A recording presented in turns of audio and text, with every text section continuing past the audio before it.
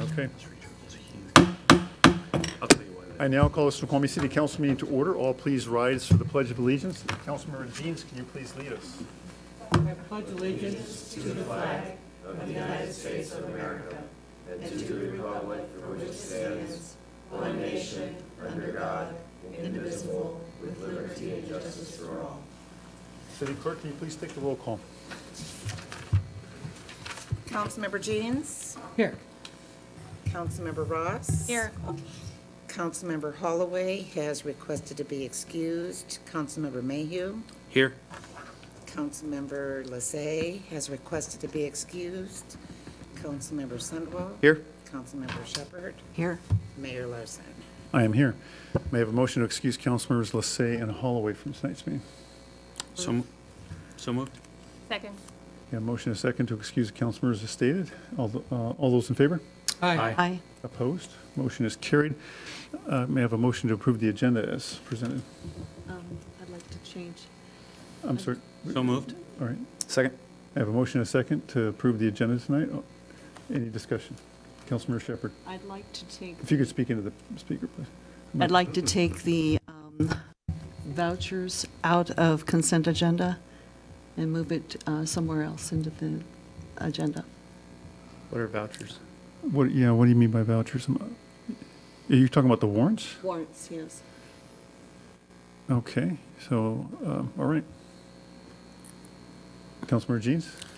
I move to take the two other approvals, the two bills, out of the consent agenda and put them on the regular agenda. All right, so I'm sorry, you're just, all right, so you want to move those off too? Okay. Yes.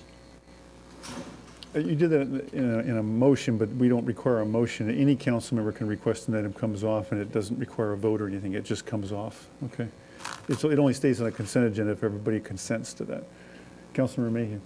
Yep. I'd like to add an item under Committee of the Whole, just a brief update or discussion on mill site grading activity. Okay, just a staff report or, okay. You'll remind us when we get there, I assume. Okay, does any council member object to adding that? All right. Any other items, council? All right, with all that, all those, with the amendments as stated, all those in favor? Aye. Aye. Opposed? Motion's carried. All right, with that, we will move on to public hearings, presentations, proclamations, and appointments. There have been discussions with the Mayor Pro Tem and with the Chair of the Parks and Public Works Committee. As some of you may know, the WSDOT folks and the contractor that's been hired are forming both a staff advisory group and an executive advisory group. And typically the mayor would be the one that would represent, those are groups that would basically bring stakeholders from around the region, around the area to discuss, moving forward and getting input as they move forward on the improvements at the SR 18990 interchange. And they've requested names for those that would be from each jurisdiction who would be on that. And I would typically serve in that role, but I also want to have an alternate, or appropriate to have an elected representative as an alternate to attend that meeting with me in case I can't make a meeting, that person could step in right behind me. So I have discussed the matter with the Mayor Pro Tem and with the Chair of the Parks and Public Works Committee, since that's a Parks or Public Works item. And it has been the Mayor Pro Tem's desire to appoint Councilmember Jim Mayhew to that position. So if I could have a motion, please. I make a motion to appoint James Mayhew as the backup or member of the executive advisory group for the interchange project. Second. All right. All right. Motion is second as stated. Any discussion? All right. Do you have any Although- idea how much time you guys will have to put into that and what might be the outcome? Well, hopefully the outcome's going to be getting that interchange moved along as fast as possible. Dan, do you have any idea how frequently they talked about meeting? Like, maybe once a quarter or something? 2 to 3 months initially this fall, and the outcome is that we stick to the schedule that you've been told over the last year. And that's the timetable that the legislators have been telling us about? No, the project completion may slide because they've lost 2018, but what shouldn't slide, in the purpose of the advocacy in this group, is that immediate relief for the right turn westbound onto I-90 is tied to the moving of the weigh station. And so that representation on that group hopefully achieves that outcome. I mean, it's a 4-year project, so I assume, Councilmember Jeans, that they'll be meeting at least quarterly or maybe a couple times a year over the course of those 4 years. And part of our objective is going to be pushing hard to see if we can get some interim fix during the construction to provide a designated on-ramp in the mornings on the I-90. Councilmember Sunwall and then Councilmember Shepherd. Yeah, so I guess my biggest thing, and one of the reasons I wanted to have you on this, Jim, was no pressure here, but we've that proposed diamond interchange or whatever it's called, I don't see bringing any relief whatsoever to getting trucks coming westbound from the mountains to go onto 18, and which the complicating problem for us that live in Snoqualmie is without a dedicated right lane to turn right onto the parkway and without having to break the law to get into that right lane that's currently a shoulder. I agree with the relief that we need getting on in the morning, and with that weigh station gone, or I think there's even opportunities to do stuff more immediately than when that weigh station's gone. But a similar problem is coming from North Bend to Snoqualmie and getting caught up in that traffic, and it just seems like it would be such a relatively inexpensive fix to have a dedicated right lane to turn right up the parkway. So my hope is that there's an opportunity to make iterative changes sooner than just waiting till 2023 when the whole thing is supposed to be done. Councilmember Ross. Oh, I'm sorry, Councilmember Shepherd and then Ross. So is this a public meeting that we can go to if we're not on the committee? I don't know. Dan or Mark, do you happen to know if it's a?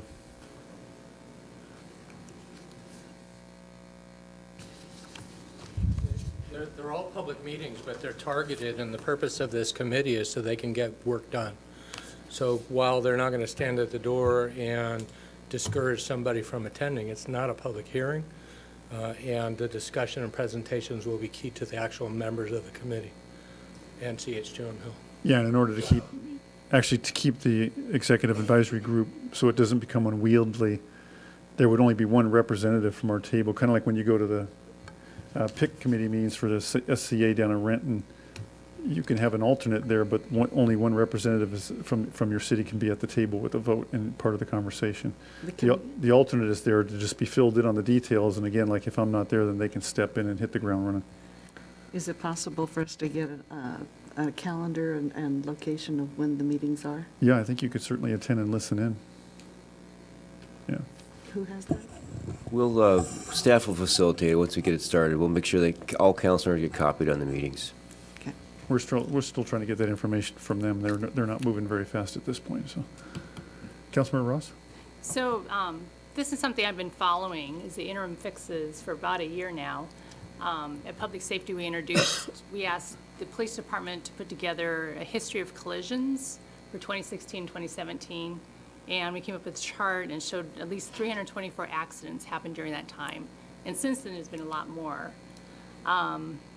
So project engineer Brian Coleman keeps in contact with WashDOT, and there's supposed to be some interim fixes coming up, and includes restriping, queue warning signs, reader board, things like that that will help perhaps any one of us that are taking the exits maybe make it a little bit safer, because it informs those that are not familiar with the exits to perhaps be in the correct lane instead of being in the far right lane, things like that. And so if we can get an update sometime soon as to the status of the interim fixes, that would be great. They're supposed to happen sometime this summer. You taking that down, Dan? All right, thank Jody, you. make a note of that too, please. Get that staff's agenda. All right. Any other comments on this item, council? Is there any member of the public that would like to comment on this item prior to action? All right, seeing no one move forward, all in favor? Aye. Aye. Opposed? All right. I know, yeah. I'm sorry, no other items for this. Okay, so now back to citizens' comments. As folks know, I'm trying to slow down a little bit because we did change some of the protocols here. We now do the opening of citizens' comments after public hearings, presentations, and proclamations. So at this time, is there anyone from the public that would like to comment on any item that is not on the agenda And okay, so just kind of the protocol beforehand. Oh, thank you, Anna. We'll get that. If one of the staff could grab the sign-up sheet, please, Nicole, if you could maybe grab that and bring it up to Jody. Just as a matter of protocol, the citizens have a right to have their elected representatives perform their duties on behalf of the city in an efficient and orderly manner. So if we limit the comments to 3 minutes, or how many people are planning to speak? I got 3 on here. Anyone else? Okay, so we'll do the 3 minutes. That'll be 9 minutes altogether, council, just for the record. So again, if we restrict the amount of time on the comments, it's just because the council's got to get on with regular business and get that done. Please come forward, ready to be recognized. Come to the podium, state your name and address for the record, and deliver your comments directly to the council and the mayor as a whole. Go ahead. Hi, my name's Chelsea Robinson. My address is 6818 Elderberry Avenue, Southeast. I've been a homeowner in Snoqualmie since 2007, and I first approached the city about the need for accessible playgrounds in 2012. And I've been working with Larry White on this since 2012. I would like to speak to you and tell you that we owe it to our community to not ignore the 1,300 kids.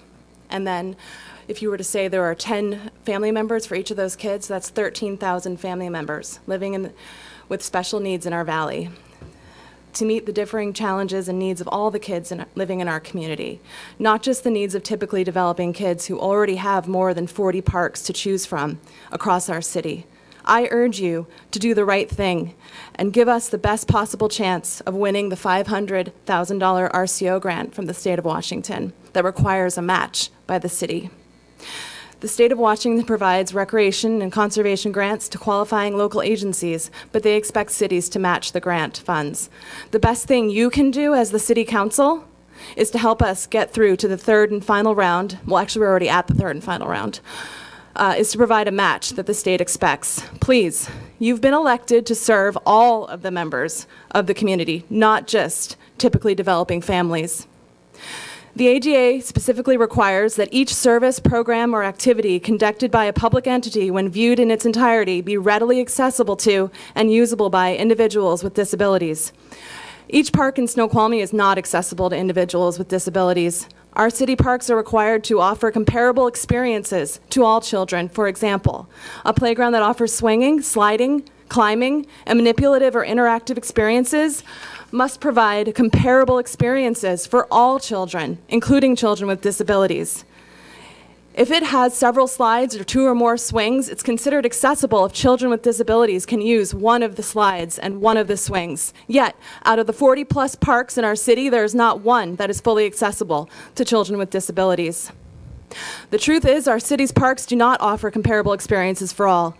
It's time that the city contributes an equitable amount of citizen tax dollars towards meeting the needs of the children in our city who have disabilities. The typically developing children in our city are already having their needs met. But we as a city, and you as a city council, have not done enough to provide accessible playgrounds to our city's children. As an example, there are children who have made it all the way to high school without ever having a chance to use a slide, a swing, a merry-go-round, a zip line. In fact, when we were going public about Larry White's birthday fundraising kickoff party, a teen reached out to me on Facebook to ask me if we were really going to do this. And I said, yes, we are working on it. But Chelsea, if you could just quickly conclude your comments. yeah. And you can provide. And then I asked him what he would like to see in this playground. Would he like a wheelchair accessible swing, merry-go-round, slide? And he replied, I don't know. I've never tried any of those things.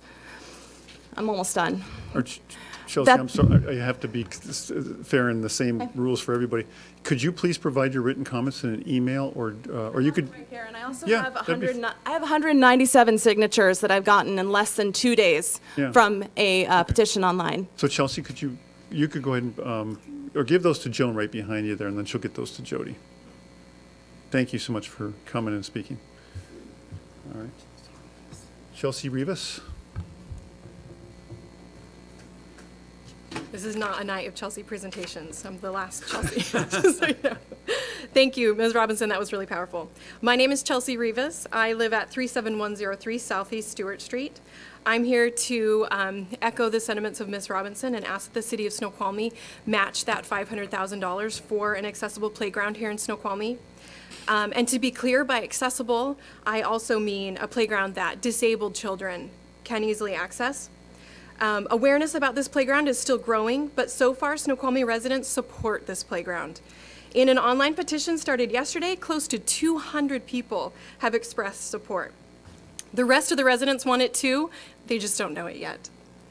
Now, I realize that the importance and necessity of such an expense for such a playground may not be immediately apparent to the council, and I would very much like to schedule a time when I can come back and make a more formal presentation. There is fascinating research that I want to share with you. I can show you images of similar playgrounds that will, for lack of a better phrase, blow your minds. There are so many reasons beyond just providing an opportunity for disabled children that this type of a playground can provide. There's social implications, there's civil rights implications. It's just really exciting, and I would love to have the opportunity to come and explain some of that to you, and maybe field some of the questions that you have. Generationally, things are moving very quickly toward a more inclusive and more accessible and more understanding view of our bodies, of society, of the way we function in society. And I would love to be able to share that with you. The city is your area of expertise, but disability is my area of expertise.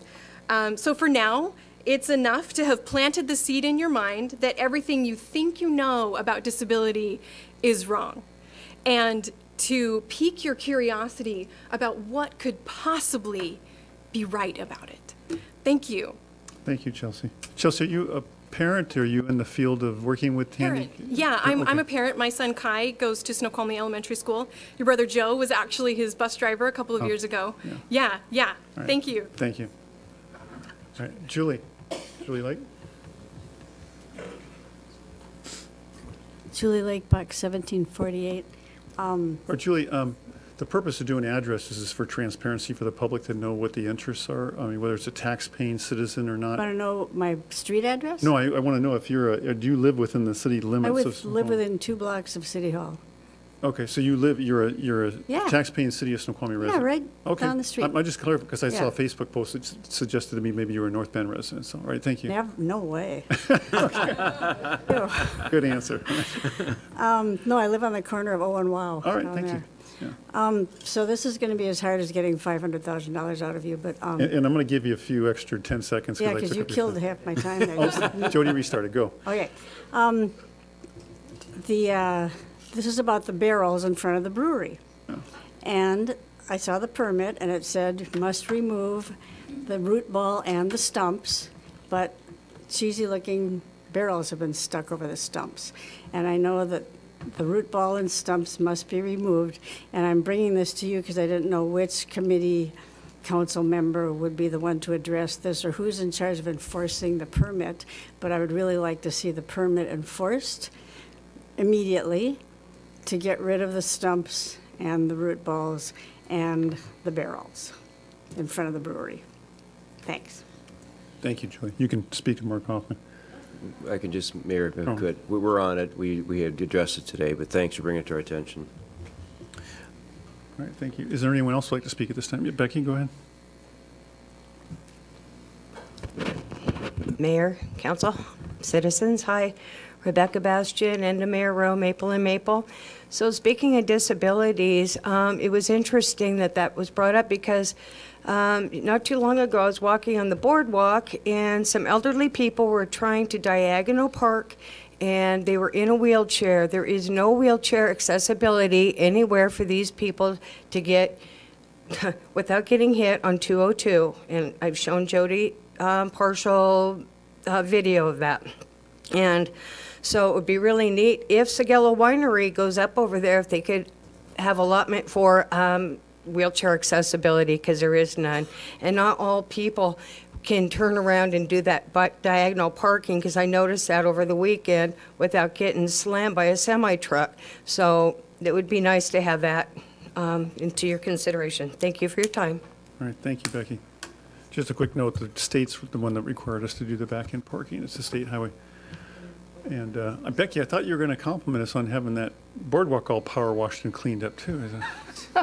Yeah, thank you for that. And so that's a start, and there's still some loose boards, and I've already talked to Dan about that, so. All right, thank you. Thank you.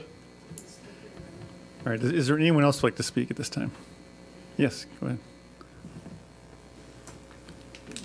Alicia Mesa, and I'm one of those North Bend people that we don't want. Your time is up.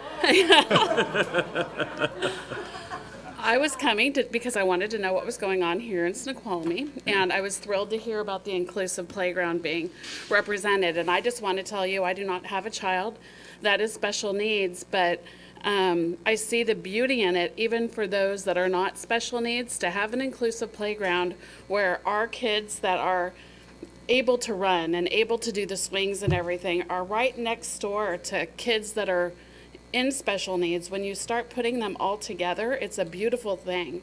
They start understanding each other, communicating more. It really is a lot more than just a special needs playground, you know, a playground to help them. It's to help kids understand how to relate to each other and play together. And I just think it's the best thing in the world, and I hope that you guys are able to do something, and I wish North Bend could help out. I'd be all for that.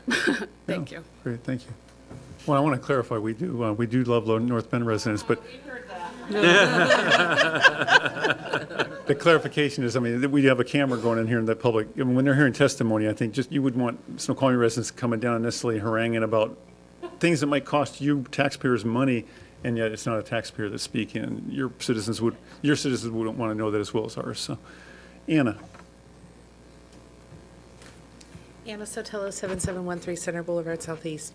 So I've sat through a lot of park meetings, and one thing that's being discussed is there's a lot of budgets for the pocket parks in the Ridge, which were parks that the developers had to make in each neighborhood. And one of the things they're really looking for help with that committee's decision on how to remodel it, because a lot of them are now coming to their age limits. And one thing that I've kind of noticed in hearing these discussions is maybe there's not a need for so many pocket parks. And I think that if the budget that's been budgeted, like one's coming up quick this year, if the budget from what they're budgeted for could go towards that all-inclusive park, I think that would be really helpful. And I think that there are too mmany pocket parks in the Ridge, and that could be a solution from the budgeted money. I can't help myself because someone else said, but I'm very thankful that you guys are looking to the CIA study. But one thing that I see CAI. One thing, though, that I am just concerned about is I don't believe that it was completed. So if you could just look into that and that it was completed. Thank you. Thank you, Anna. Anybody else? Okay. I feel kind of compelled to speak. Chelsea, I applaud and love what you've done working with Larry to do this. I think it's an exciting and a wonderful project. I think where the council's probably feeling a little blindsided, and I am at times too, is this is a project that came up rather quickly with a price tag significantly larger than I think anyone assumed. It's a much larger project than many of us assumed. And I'm all up for a big, hairy, audacious goal, but I think we could use the skate park as a good reference as a project that there was some of the first testimony that came in with the same sort of fervor, you know, was several years ago, and it can take some lead time. And what I need by that, sometimes rather than throwing $500,000 at a project, what I'm thinking of is I need a year or two to go out and start planting the seeds with a Best Starts for Kids grant or monies from Kathy Lambert, where she tends to call up every couple of years and say, hey, we just got allocated, you know, $200,000 for every district, for every council member. Do you have something to spend in your city? Where do you need it? So those are the strategies I'm going to try and employ, you know, so we can stretch our dollars as far as possible. So it's not a matter of, yeah, it's not a matter of trying to be, yeah. So I'd love to talk to you more, but yeah, I know it seems like you're getting frustrated. Well, you and I should talk some more about this. And let's talk more. Thank you. Yeah, and I'd love to hear. Maybe we'll have you back for a presentation. So, Councilmember Mayhew.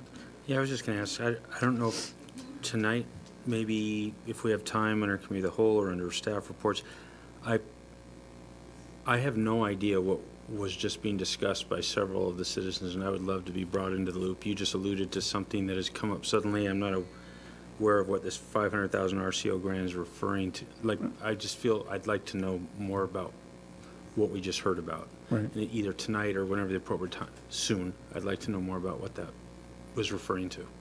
Yeah, we'll discuss that matter at the staff meeting tomorrow morning, too. All right, with that, we'll move on to consent agenda. I don't know if there's anything left on it at this point. I'm sorry? Yeah, so we're just on the consent. I know all items listed below being acted by one motion. Action items include minutes for the June 25th, 2018 workshop and regular meeting and the July 3rd, 2018 special council meeting. Do I have a motion, council? So moved. Second. I have a motion and a second to approve the consent agenda as stated. Any discussion, council? And this is so minor, I'm not even going to kick it out to the public. All those in favor? Aye. Aye. Opposed? Motion is carried. With that, we're going to move down to ordinances. Agenda Bill 18079, ordinance amending Snoqualmie Municipal Code sections 2.16.020 and 2.32.010 to reflect a unified civil service commission for city police and firefighters, and to change civil service commissioner terms to 4 years and providing for severability and an effective date. This was introduced on the 25th and is ready for action tonight. Motion and a second. Yeah. Oh, second. Oh, let me read it? Yeah, just read the motion because the summary Okay. statement was already written. Okay. Move to adopt ordinance Sorry, 1204. 1204, amending Snoqualmie Municipal Code Sections 2.16.020 and 2.32.010 to reflect a unified civil service commission for city police and firefighters, and to change civil service commissioner terms to 4 years, and providing for severability and an effective date. Second. I have a motion and a second to approve ordinance number 1204 as stated by Councilmember Ross. Any discussion, council? And again, I think this is kind of a house cleaning item. It's similar to what we did with the planning commission, sort of collapsing them from 6 to 4 year terms and then defining the staggered rotation for those seats on there. And again, just a bit of house cleaning. So I see no discussion from council. Is there any member of the public that would like to comment on this item prior to action? Seeing no one move forward, all those in favor? Aye. Aye. Opposed, motion is carried. We will move on to reports, and so I don't forget it, this is the first time I've ever seen this happen. We're going to take up warrants. Councilmember Shepherd, can you speak to what your concern was on the warrants? Yeah, so I've been looking at the warrants since March, and I'm actually looking at the stacks of paper that's about this thick. And I learn a lot from going through those documents, but this week I was told I am no longer allowed to look at the warrants. And I don't agree with that. I contacted MRSC. They said that basically my job is part of it is to be looking at the warrants. And so I cannot vote to approve warrants if I can't look at them. All right. Do I respond now?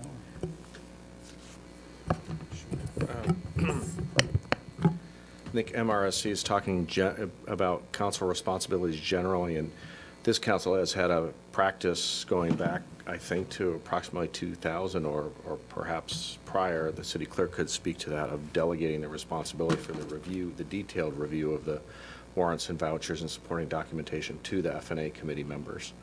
And they do that, and then the matter is placed on the agenda. So it's certainly council's prerogative if they want to change the practice and make it so that each individual council member reviews all of the entire stack of vouchers before voting. But at present, the council has chosen to delegate that to F&A. And my understanding that the documents that had been being provided to Councilmember Shepherd were the vouchers and warrants after the council voted to approve them, so that they weren't in advance of your vote. But now I'm not allowed to look at them before or after. Councilman Mayhew. Yeah, City Attorney, maybe you could comment on this. This is the first I've heard, in fact, I believe it to be false, that each and every council member has a duty to review each and every voucher? MRSRC told us we have that duty? They said in general council members do, and there's a statute that reflects council review of documentation and then voting to approve when there's a situation after the fact when the finance director has already approved vouchers, which is the way that it's done here. But the council has, by adoption of an ordinance, identified the FNA chair as the auditing officer, and then by long-standing practice has delegated the review of the documentation to the individual FNA members. So beyond what you just said, there's in fact no responsibility for council members to review. There's no vouchers. imperative. Or, No, We have a I privilege, believe- but not a responsibility. Well, we can have an executive session if we want to have a longer conversation about it, but I think to the extent that there is any responsibility, the council's discharged that by delegating that role to the FNA committee members. Thank you. Councilmember Shepherd. So it's my understanding that if I want to look at the warrants, that I should be able to look at them. I think we'll have to defer that to a conversation with the majority of the council. Again, in council, we took this action as we found that, I mean, Councilmember Shepherd's been coming in and sometimes spending upwards of 4 or 5 hours a day, taking up, you know, one of the rooms in the upstairs and consuming a lot of staff time and duplicating the processes that we've already had and going into the details of reviewing bills and a lot of minutia that we don't feel meets the council's goals or directives or objectives. It's an auditing action, and I think if there were concerns about misappropriation of funds or fraud or any other issues that were going on in the city, you know, it's not our conclusion that the council would appoint Councilmember Peggy Shepherd, who doesn't have expertise or background in that area, to be the one who would audit the city's books or to that level of detail. If she were to find something, we would be duplicating that effort, or it's already duplicating efforts. We have a clerk in Newburgh or state auditor and so forth, and so we're just trying to be protective of the city's resources. It's been consuming, as you know, with public records requests already this year. I did inform Councilmember Shepherd that she still, through the public records request, is free to ask for any documents that the city produces like any other citizen, but then that provides me a means by which I can capture all of her activities and requests and record that and document that. And the reason why is because, as I explained to her, is that our only conclusion in a lot of her actions is, you know, if we ask, what are you pursuing or what are you after precisely? And it just seems like it's a chase in an intent to find errors and mistakes, not to find mistakes and then correct them and improve the organization performance. It's to find mistakes and do a gotcha, and it just feels like it's a politically driven agenda. So I want a documentation of all that activity. So if it could be, if necessary, to bring it to the attention of the Public Disclosure Commission, because I think it's verging on an area of being a misuse of public funds and resources for political purposes. So in our conversation in a meeting where I was told I could not look at the warrants after they'd already been provided for one council session, I was told that that basically the questions that I have are not being answered, and I wanted to give time between finance directors for them to be able to get around to answering questions. And I'm still waiting for some very fundamental, basic questions that have not been answered. And I feel like there's some things that are probably nothing, but you don't know until you get the answers to the questions. So I've been waiting to see what I can learn after I'm asked these questions. And I don't know that there's anything major, but I do feel that it's just kind of dubious that I already had all the documents. They were taken from me in the middle of my process, and I didn't understand that there was any other consideration other than Matt Larson and Bob Larson decided to meet with me without any pre-warning. And I really think that it's important for us to review those documents, and I don't think it hurts anything to do that. I think there's only an upside to it. What it has done is impeded the staff's ability to get their work done. On a daily basis, you will add 3, 4, 5, 9, 10 questions on a daily basis, and an accumulation over the week that's taking hundreds of hours in staff time, hundreds of dollars in staff time, or hundreds of hours and thousands of dollars in staff time. And when it comes to one council member then impeding the staff's ability to achieve the goals and objectives of the entire council, then, you know, if the full council directs that they want every member to have access to every last piece of information and consume staff time, then I'll certainly follow that directive, but I want to bring it back to the full council and follow the direction of the full council. Councilmember Sunwell. Move to call the question. Well, there's not really a motion or a question to call. It's the approval of the warrants that are Yep. on the agenda. Okay. Oh, okay, so you just want to move to, Second? That's what I want to do. all right, there's a question has been called. All those in favor of calling the question? Aye. Aye. Opposed? No. Okay. Back to the motion, the one item remaining on the consent agenda. We're just voting on the warrants right now, so all those in favor of approving warrants as stated in the agenda packet? Aye. Opposed? No. All right, motion is carried. All right, with that, we will move on to additional reports. Someone's going to have to remind me where the ones above come. Are you going to track which comes where? Okay. I want to capture the two in the consent agenda and where they come. So Jody, if you could remind me when I get to reports. Parks and Public Works Committee, which, is there one under Parks? Yeah, that's one of those. One of those is mine. All right, which one is it? Let's go in order. So I'll start out with the Riverwalk, if that's okay. That's 8.4. The one up above is 8.6. Oh, okay, so you just want to take the first one on there? Yeah, all that's right. okay. Under AB 16-002 and AB 17-067, the city approved an agreement of First Amendment for the Snoqualmie River Walk Phase 1 design and bid-ready construction plans with Burger Partnership for $818,000. The Second Amendment extends the contract end date and adds $30,812 in contract costs for Kimball Creek scour analysis and cultural resources assistance. The new contract total is $848,875. This action will require a future appropriation to fund 313 Riverwalk Construction Fund in the adopted 2017-2018 biennial budget. Move to approve the Second Amendment to the Riverwalk Phase 1 design agreement with Burger Partnership and authorize the mayor to sign. Second. I have a motion. Where is Nicole tonight? This was not supposed to be moved tonight, was it, Mark? Oh, I'm sorry. Okay. That's right. All right, I have a motion, a second, to approve Agenda Bill 18084 as stated by Councilmember Sunwell. Any discussion, Council? Or I'm sorry, is there any member of the public that would like to comment on this item prior to action? We're supposed to put that at the beginning. Please remind me. I'm just noticing it's a large amount of money. So Right. just Chelsea, I'm sorry, you have to come to the microphone if you want to make a statement here.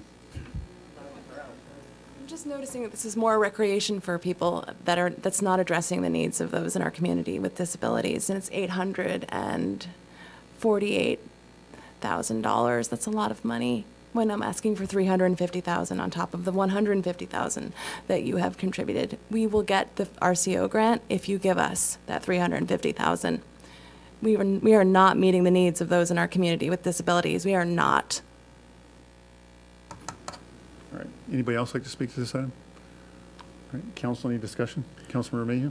So I'm extremely frustrated by this. I was specifically told in the CDC meeting that this would not be being brought forward, and we have time for some of the concerns which I shared that I have at that CDC meeting, which I guess I need to reshare those concerns now at this time.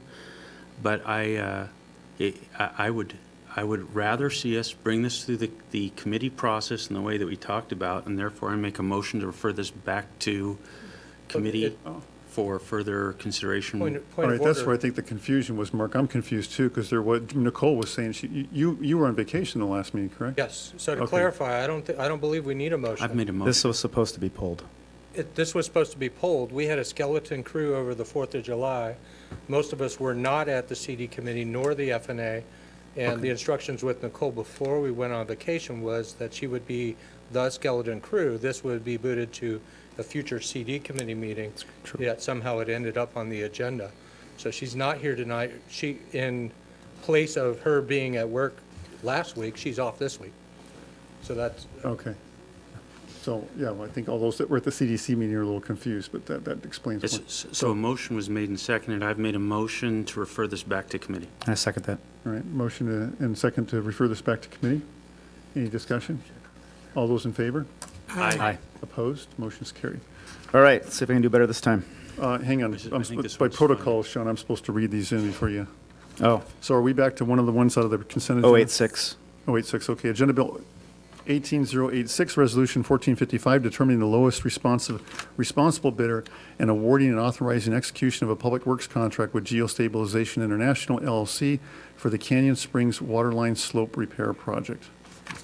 Would you like me to read the whole summary statement? Yes, sir. Awesome. Get ready, everyone. Following discovery of a landslide in mid-November 2017, the City Council approved allocation of funding for initial engineering assessments on a non-competitive basis, Resolution number 1433, for slope repair work at Canyon Springs. Council authorized the allocation of funds, AB 18019, on January 8, 2018. Aspect Consulting was selected to perform the work and submitted an engineering assessment report, which concluded that recent slope failure presents an immediate high-risk concern for function of the water supply system. The report recommended that a program to address the stability of the slope should be implemented immediately. Council accepted the recommendation, and Aspect was contracted to quickly conduct the engineering work. Upon completion of the design, staff advertised the project for a bid to obtain pricing for construction on the slope repairs. 3 bids were submitted by qualified contractors. The lowest responsive bid was provided by Geostabilization International LLC, a Colorado-based limited liability corporation with extensive experience in slope stabilization projects of similar size and construction techniques. Geostabilization's bid was approximately 1/3 less than the bid of the next lowest bidder. Move to adopt Resolution 1455, determining the lowest responsible bidder and awarding the authorizing execution of a public works contract with Geostabilization International LLC for the Canyon Springs Waterline Slope Repair Project. Need a second, folks. Second. I have a motion and a second to approve Agenda Bill 18086 as stated by Councilmember Sunwall. Is there any member of the public that would like to comment on this item prior to action? Seeing no one move forward, any discussion, Council? I have some questions. Maybe Jeff can come forward and I can address them. Hi. Jeff Hamlin, engineer, City Public Works Department. Jeff, I have a couple of questions, and one of them centers on all 3 contractors bid on they need a helicopter. And I thought that in discussions that we had, that it turns out that there was a logging road up above this, and we thought that there was access to that and helicopters would not be necessary. That was our fervent hope that we could use that road, but it turns out we couldn't secure easements in time to use that road. Okay. So when you... Can I add something to that, just in depth? So one of the challenges... Or Sun will go ahead and add something to that. Correct me if I'm wrong, but back in the day, I think there was 1, maybe 2 property owners, and that has now been subdivided. I want to say there are 6, 7, 8 property owners. So getting that through 6 or 7 people was exponentially more difficult, which is why. One of the problems, we did get easements before, or sort of got permission when last time we did a repair up in there. We didn't record the easements, so when the property got subdivided, that agreement was never carried through to the new property owners. So, you know, we would have to go through and, one, survey it, define the easement, and get agreements from 6 different property owners. And there simply wasn't going to happen in the short amount of time that we had to get this project done this summer. So I don't know whether we have the right to ask questions of the contractors after the bids have been submitted, but there's such a discrepancy between the cost of the helicopter by the winning bidder I can explain versus just exponential huge numbers by the others. Yeah, I had that same question. The winning contractor, they have different equipment, and they will not need to use the helicopters to move the equipment into place. They will actually use the trail. They can actually pull them behind an off-road vehicle. They're going to use like the little Gator off-road type vehicles to move most of their equipment in there. They don't have a whole lot of equipment. They have an air compressor, and they have a grout mixer, and they have these crawler rigs, which they'll basically anchor on the slope up above, and they'll be able to maneuver them up and down, but their equipment is smaller. Their mobilization costs are less because they're actually doing a lot of work up on the pass right now, so they're actually semi-mobilized to this area. So that gave them a leg up on all of the other folks. And they don't need to use as much helicopter, and they picked a better helicopter contractor. A less expensive helicopter contractor, I should say. Councilmember Mayhew and Councilmember Ross, and then Sunwall. Yeah, I just wanted to ask a follow-up question. Did we attempt to get those easements, or did we just say, oh, there's so many people and we didn't even try? Yeah, we did. Well, I guess I did enough work to figure out what we were going to have to do to get them, and it was simple math to figure out that there's no way we were going to get them by this summer. I still think we should probably look into securing that easement for the future, because that logging road is still there. But without getting an easement, couldn't you just ask them for permission for this one project?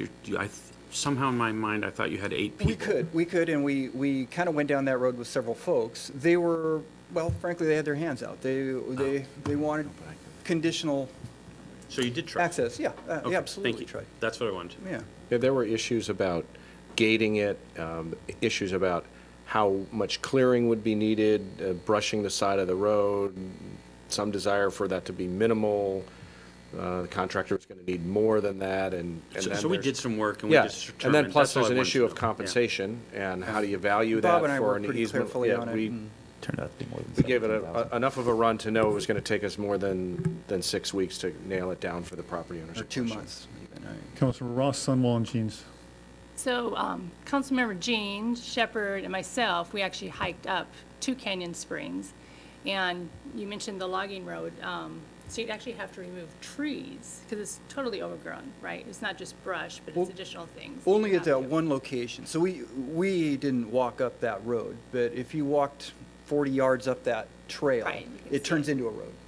And there's some minor Okay. clearing that would have to be done along that road, but at the bottom, I think the last time I think we used it, we essentially destroyed the road at the bottom there. Right. But also purpose. hiking on that trail, there's some areas that you're going to have to build up on the trail then in order just to bring any That's kind of correct. equipment and things. There'll be some minor tree clearing, there'll be some very minor grading. That's why we're using the off-road vehicles, because we want to try to minimize the impact on that trail as much as possible. Councilmember Sunwall, and then Jeans. One of the side benefits, actually, to your point that we talked about, is we might walk away, and I realize it's outside of city limits, but we might actually walk away with a trail that's better than the one we have now. So that's not a reason to do the project, but that is a potential benefit for coming out of this. I'm sorry, Councilmember Ross, I'm going to go to Councilmember Jeans, and if no one else is. But I don't think you want to have people hiking up there just on a daily basis though either, since it's near our water Certainly the source. property owners there don't want it. We Right. don't necessarily want folks going up to the springs Right. with great You frequency, don't yeah. want people contaminating our water. but- Councilmember Jeans. So what this job costs is largely dependent upon the season in which the work will be done. I mean, if this gets into the winter, this will be a terrible job to try to do. I'm just wondering, what is, I couldn't, in reviewing all this stuff, when do we start, when do we end? What's our expectations? Assuming approval today, I will issue a notice to proceed tomorrow, as soon as we get the contract, pending the contract signature. And so once we get the contract signed, I'm assuming that we can get started in about 2 weeks. So towards the 3rd week of this month, the contractor will mobilize. And how long to? So, 90 working days is what I gave them. So I want to have the majority of the heavier construction, the drilling, and the mesh stabilization fabric attached and down by middle of October. And then they can do some of the restoration work after that. But I want the majority of the heavy work, and I want the equipment out of there by middle of October. Before it really starts to get wet and Before sloppy. it gets wet, that's right. Bob? Mayor, Councilman Jeans, I want you to clarify. You understand, though, that this is a bidded project, so it's not going to cost us anything more if they get into the winter seasons and don't finish their work. It's up to the contractor for the means and methods. They have a bid price, and they're going to honor that. Correct, Jeff? Correct, yeah. And they have a time limit, so 90 working days, and then beyond that, it's liquidated damages. Good to know. All right, thank you. All right, there's no other discussion? Oh, I do Councilmember have one Mayhew? more item. Okay. Councilmember Jeans and Councilmember Mayhew. We anticipated that this might cost up to $1 million, and the cost expressed in the documents that we had is whatever the number is, $750,000, not including tax. Why do we not include, I mean, if we want to know how much it costs, why don't we just show the tax? Have them put it in tax. I think, Bob, can you explain that, why we don't ask them to put in the sales tax on their bids? It's for transparency so that you know what the actual amount being bid is versus and whether or not they actually have the sales tax in that amount or not. And so that's typical for us, is to say exclusive of, and then the amount is paid, billed and paid on top of that, and we show it on the vouchers. I mean, we could also say inclusive of, and they would have to bid it that way. You could, and I think it's been done that way on occasion in the past, but it makes it harder to evaluate the individual line item bids, particularly if they're lump sum, to know whether or not the contractors actually included the sales tax in that. So it's, we think, clearer to have it exclusive. We see the bid, the lump sum item amounts, line by line, and then we calculate the sales tax and pay that when we're making progress payments throughout the contract. Thank you. Thanks, Jeff. Councilmember Mayhew. So I would just, a couple comments about the budget section. Going forward, I would just make the observation that bid it how you need to, I think. That sounds, but from a council perspective, if what's coming to us in the budget, if you could add the sales tax in, I think that would just help us evaluate. I'm not trying to interfere with best, total cost for a project. Yeah.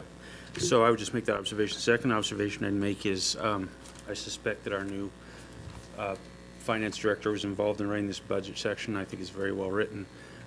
My question, two questions. One is, and the background is that I get maybe frustrated by we'll pass something and then we pass it again and we pass it again and we pass it again. I know that's not accurate. What happens is then it comes back to us to authorize the mayor to sign something. Then it comes back to us to authorize the budget. And then it comes back to us to authorize the, if we could, I'm voting for this tonight, but I note that you're going to have to come back to us very soon and ask for an appropriation for this. And just going forward, if you could try and just get this all in one swoop, let us approve it, approve the mayor to sign it, approve the appropriation for it, and just do it all in one swoop would be, I think, helpful. So noted. We'll talk internally. There might be some issues with that, but we'll certainly try to achieve what I think the full council would want, yes. Yeah, I think we're all for that. All right. If there's no, thank you. If there's no further discussion, all those in favor? Aye. Aye. Opposed? Motion is carried. Are there any other items for Parks and Public Works Committee?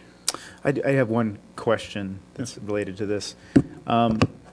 We hadn't really budgeted $1 million for this. We hadn't budgeted anything, right? We had thought that it would come to that. So this extra money is not extra money, right? It's just less expensive than we expected to have to appropriate.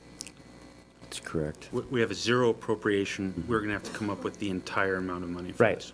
Okay, just less than we thought. Yes, less than we thought. Okay, yes. but I just don't want anyone in the room to think, oh, there's an extra $285,000 floating out there, which, by the way, wouldn't be able to use for just anything. Mayor, if I could clarify, because we have not added the sales tax in yet, and the contract hasn't even started. So there might be some other conditions out there we're not aware of that could increase the cost. This is as you know, it's a very difficult project. You heard that from the get-go. So, but I would just caution council in saying we estimated about $1 million. Until we took the bids, we didn't know what the price would be. We now have that bid. You have to add the sales tax to that, and then we'll continue with the project after that. So, to the point that their intent is to fund this out of the utilities CIP. Correct. And they're planning that the funding sources for this are funding sources for a $55 million utility CIP plan. So anything that isn't spent on this can only be spent on other utilities CIP projects, and it would just be shifted as any over-under on any other CIP project. Correct. Mayor, if I can clarify one more point. To Councilor Mayhew's issue, we would not necessarily want to come back to council or even put this in the agenda bill of what we believe we would need until we actually finish the project, close out the project, and give back the withholding, if you will, that we have to retainage. So the actual amount, we won't even know that until the very end of the project. But just to be clear, you have zero authorization right now to let $1 go out of the city to pay for this. You can't even pay $1. You have zero appropriation. So you will have to get an appropriation before you pay the first bill. Correct. Right. Yeah. Well, and Joe, you're saying that, And it's going to be part of the CIP, as Bob said, and part of the bond issuance. That's what I thought. Yeah. Okay. Thank you.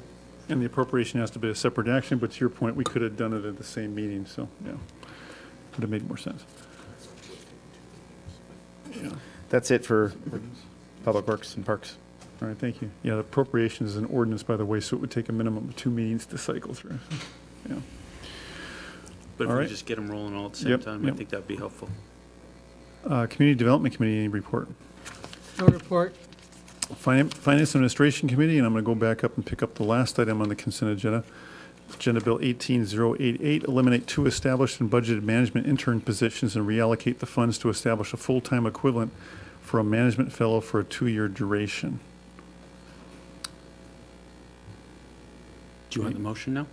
Yeah, or, well, you need to Summary read the statement. summary statement in the motion. You- Sure, I don't think we. The International City Managers Association, ICMA, offers a local government management fellow program. The fellow gains an opportunity to assume real-world local government responsibility and exposure, while the employer cities obtain helpful assistance at reduced cost. Move to eliminate 2 established and budgeted management intern positions and reallocate the funds to establish a full-time equivalent for a management fellow for a 2-year duration. All right, I have a motion. Oh, I don't have a second. Motion and a second to approve Agenda Bill 18088 as stated by Councilmember Mayhew. Is there any member of the public that would like to comment on this item prior to action? Seeing no one move forward, further discussion, Council? Or Robert, you want to give a report on this before we dive in? Yeah, so we did some research based on some of Councilmember Mayhew's comments at the Finance Administration Committee last week. So again, I wasn't here for the budget process, and what we determined was we had 2 interns budgeted for 4-month periods each. And so this would be approximately, we had salary savings if you're looking at the finance director position, because the interim finance director position costed approximately $53,000 for 6 months, compared to the regular average wage of the finance director at $96,218. This includes benefits. So we have salary savings from that. This is about an increase of about $10,000, approximately $10,000 over what was budgeted if the fellow had started in August. Now, just some context for the council members that were not on the Finance Administration Committee. We are looking for additional help, of course, in the Finance Department to get us through the budget process. And this seemed to be, the best alternative for us right now, just because we're still in a transition as a department. We're a fairly new department as far as assessing what our staffing levels need to be in the future.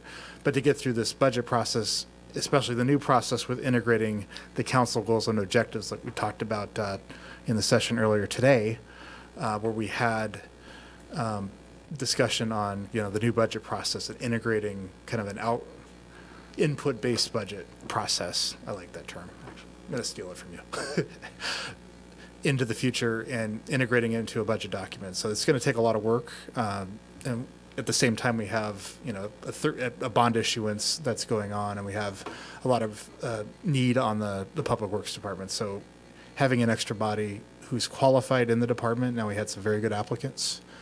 We did some interviews about a week ago or so, actually about a week and a half ago now. And we had some good candidates. Now, the ICMA program, there was a woman, Maya Knox, that was working here a couple years ago. That was a joint program. She was a management fellow. And with the International City Management Association, so it's required to be an MPA student or a recent MPA graduate. And all of our candidates were, and all of our candidates that we're still considering are. And the 2-year program is to get them experience in local government. And in my opinion, based on my experience, and I have an MPA, the best, if they're looking for good generalist experience, preparing a 2-year budget is a very good experience for them because they are exposed to all aspects of the organization. They're exposed to now the new council goal setting process. So it's kind of good, and getting somebody that kind of just fresh out of school who still has, the theory courses, the analytical courses, that mindset coming in, and can help us analyze the data, analyze the facts, and turn around some of our documents is something that's going to benefit the department and to benefit the city council as well, going through this process. It's going to make it smoother for us. Councilmember Mayhew. So just speaking in support of my motion, or the motion from the committee that was supported by the committee, is that two things to focus on. One is how much money's already budgeted or appropriated for this, and the second is FTEs. So what we've currently appropriated in our existing budget is 2 4-month positions for internships. Those internships have not been filled, and the intention right now is not to fill them. There's a total dollar amount in this year's budget that's been appropriated of $27,000. What's being asked for is a 2-year commitment, so a 2-year term limited FTE position, replacing those 2 4-month intern positions. As far as funding in 2018, the total cost is estimated to be about $37,000, which is about $10,000 more than those 2 intern positions. However, the finance department is right now running about and expects to be about roughly $40,000 under budget.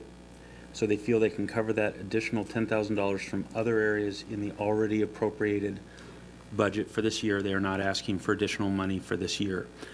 However, we should be mindful that in authorizing this, there will be another 1.5 years or so to run in this term, because it's a 2-year commitment that we make to this program. So in the budget for 19 and 20, we'll expect to see a funding request to fund this in the future budget for 19 and 20 for that remaining 1.5 years or so. But there's no appropriation or budget impact to 2018, but we have to be mindful that we're creating a position that has a 2-year term to it. Or a $10,000 impact to 18. Well, no, Net, they're going to cover that within their already existing appropriation. Within the budget. Okay, okay. One What was comment not expended, okay. And one comment I do want to add to touch on Councilmember Mayhew's point. We wanted to be competitive with this process, meaning we want somebody that will be with us through the budget process. We felt that just offering $16 an hour to a new graduate, they're going to keep interviewing, and we might lose them in the middle of our budget process, and then we have to start from square one. So having a 2-year commitment, the program requires a 2-year commitment. It's very prestigious. We get a lot of experience, and they're very well sought out of. I think Maya got a job, I believe, the city of Sammamish, yeah. And they're very well sought out. It's a very competitive group, and we were able to come in after the fact and still had some candidates to interview. So there's a lot of incentive for the fellow that we select to stay for 2 years and not be looking for jobs in the interim. Well, I wanted to clarify, Bob, was it not our intent to keep those 2 interns in the budget in the next biennium as part of the base? We have put a hold on those. We certainly can contemplate a different format for that, Mayor. For instance, the fellowship might replace the 2 interns. That may be our request. Right. I guess what I'm getting at is into Councilmember Mayhew's. We were intending to put them in the 2019 Yeah, in terms budget. of sort of long-range fiscal forecasting and projections, it wasn't like we were thinking, oh, we can't afford this after 18. We're going to eliminate these positions, and we're starting from 0 adding cost. It's really adding from that base of assuming 2 interns or something equivalent in there, and what the delta is between. And I mean, is that accurate? We've had interns in the budget for the last several years. I can think go back. It's a sustainability question I'm raising, I guess, long-term sustainability. Councilmember Ross and then Mayhew. Bob, did you have a question? I mean, I'm going to do round robin. I'll come around to others before going back to Councilmember Mayhew, so let me know if you want to speak. Go ahead, Councilmember Ross. Okay, so I'm looking at, so it says the ICMA recommends hiring local governments that pay a minimum of $37,500, including benefits. And we're going to pay, are we looking at $85,000 annually, including in wage and benefits? That's what we're planning on paying. Wage and benefits, and I believe that was an error. It was 37,000 plus benefits. But they also have a caveat regarding the cost of living in certain areas, and of course we're a higher cost area. But so we're clear, the Councilor Ross mentioned $86,000. That is not the total cost per year. It's the total cost for the 2 years, correct? It's 52,000 is the salary that we were looking at for the year, plus benefits, so it would be, yes, it would be 86,000 if you're going for a full year of it. That's per year? Yes, because that's the benefits. That's 52,000 salary plus benefits.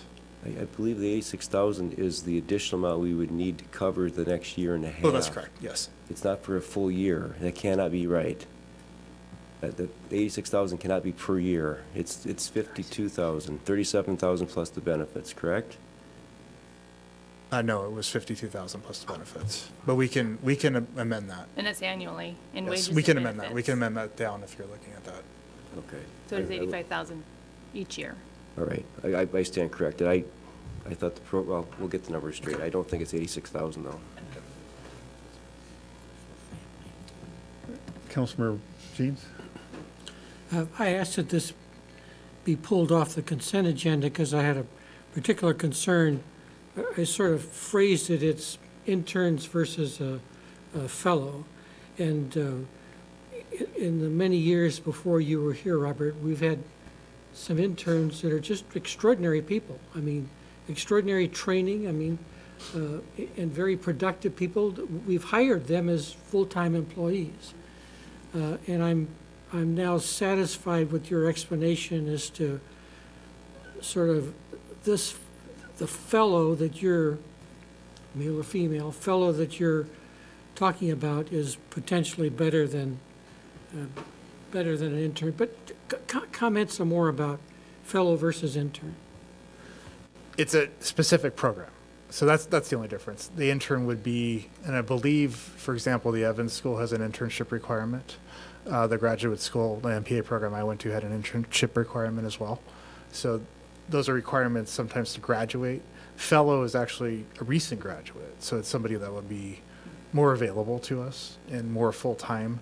And then they have to go through certain requirements of the ICMA program, like agree to the Code of Ethics, agree to some training classes, and I believe they attend the conferences as well. Right. The other piece, if I could add to that, the two-year commitment, it goes both ways. In the city manager's world, you're expected to commit a minimum of 2 years to any of your employers, with certain exceptions. But that's the idea, so that they're not looking for employment after that. With an intern, we would have them for anywhere from 4 to 6 months, with the possibility of extending a little bit longer during the budget season, with no guarantee that they're expected to stay on. The commitment with the fellow is real and true. They have to try to commit for that full 2 years. Near the end of the 2 years, say within 6 months of the end of that 2 years, then they would start looking for other employment, obviously.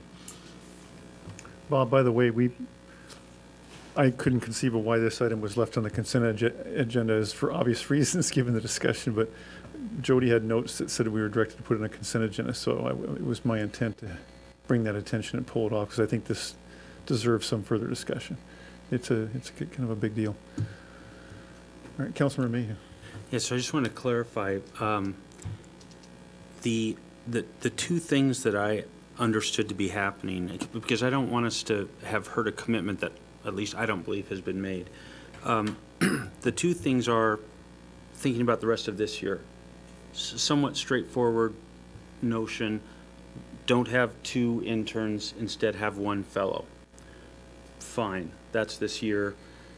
They can handle the cost within their existing budget. Fine, if we're okay with that.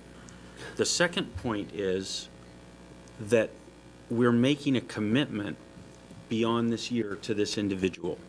And so I think that we as a council would be mindful of that as it comes to the 19 and 20 budget, I don't know what this city will come forward and ask for.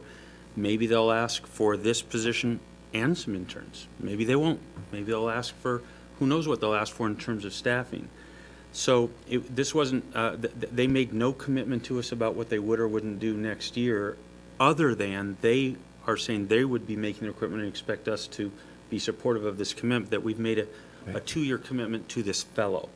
And so that we really would be expecting ourselves to fund that in the next biennium, not to the exclusion of any other thing, but as a minimum through that end of that 2-year period. So those were the points I was trying to get out, and I haven't heard any further commitments from the administration, nor did we ask them to make any.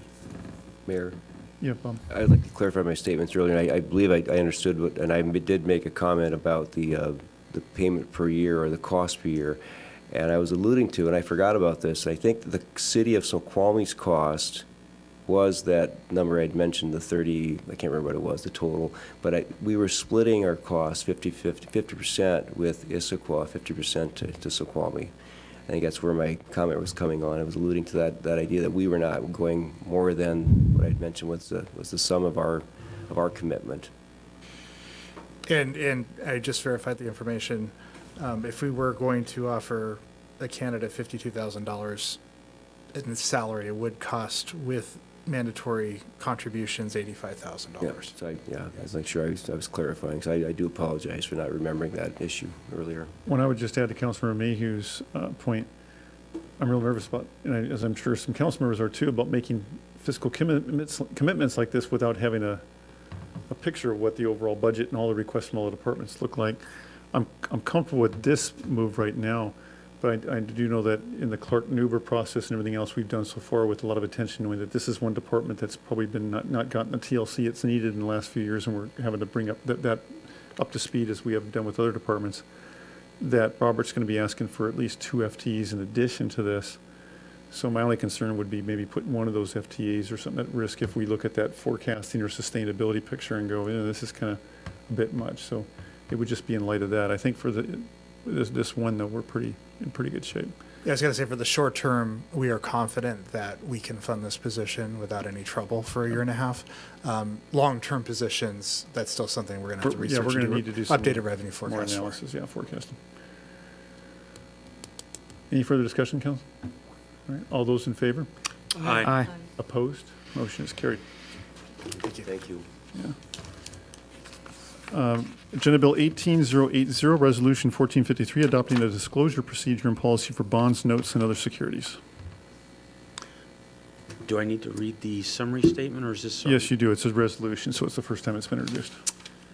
City of Snoqualmie seeks to establish a frame. This is the second time? It is the second Resolutions only get I believe this is the second time? This is the second time. I think it was only introduced to the committee. I don't know if it's ever come to the council. It came to council. Oh, it did? Last time. It went back to committee. We introduced it, but we pulled it because of the Oh, we language. pulled it. Okay. Did anybody read the summary statement at that time or read it in motion on it before it was We pulled? did, yes. Yes. Perfect. Then just read the We motion. could have had it read by now. Just saying. So therefore, we can act on it tonight, is that correct? Yes, just read the motion. Move to adopt Resolution 1453, adopting a disclosure procedure and policy for bonds, notes, and other securities. Second. Second, sorry. I have a motion and a second for Agenda Bill 18080 as stated by Councilmember Mayhew. Is there any member of the public that would like to comment on this item prior to action? All right, seeing no one move forward, any discussion, Council? Councilmember Shepherd. Okay. So on page 2, they have a definition for disclosure counsel means counsel engaged from time to time by the issuer to give advice to the issuer in accordance with these disclosure procedures. Disclosure counsel may be the issuer's bond counsel or other counsel, just to set the groundwork. Page 3, section 4, guidelines for preparing disclosure documents. Staff members and officials involved in the disclosure process are responsible for being familiar with the anti-fraud rules. So my comment to that is that City Council is not familiar with the anti-fraud rules. And if they approve this resolution, then the City Council is involved in the establishment of a process and therefore are involved. This would be, should be reported to the Disclosure Council in regard to to the current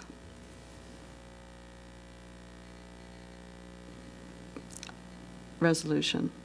Staff members and officials involved in the disclosure process are instructed to err on the side of raising issues when preparing or reviewing public statements. This resolution is a public statement. Officials and staff are encouraged to consult with bond counsel and/or disclosure counsel, if any, and/or the issuer's municipal advisor if there are questions regarding whether an issue is material. Any concerns regarding the accuracy of a disclosure document or other public statement should be immediately reported to bond counsel and/or disclosure counsel. What is the contact information for disclosure counsel? You don't have that. If any and/or the city attorney. The issuer has identified the responsible officer and other officials involved in the disclosure process under these disclosure procedures as having sufficient seniority such that it is reasonable to believe that collectively they are in possession of material information relating to the issuer and its finances. The finance director has been with the city a short while and so far there has been no training. This should be reported to the Disclosure Council.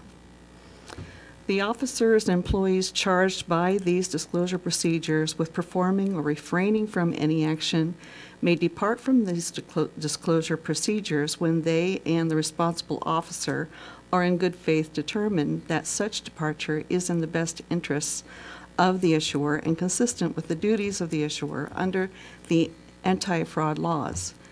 The responsible officer is encouraged to first consult with bond counsel, disclosure counsel, and/or city attorney prior to any such departure. Page 6, Section 5C, Other Statements. Other statements are communications that are intended or reasonably expected to be accessible to and relied upon by investors of the securities are subject to the anti-fraud rules. Such public statements may include, but are not limited to, voluntary filings made on EMMA, information on the issuer's website, such as on the Investor Relations webpage, communications with investors and press releases, and other formal statements of the issuer. The responsible officer and other officers of the issuer shall exercise reasonable care to make sure that such information is materially accurate and complete and otherwise in compliance with these disclosure procedures. This section Point of order. applies to this. I'm sorry.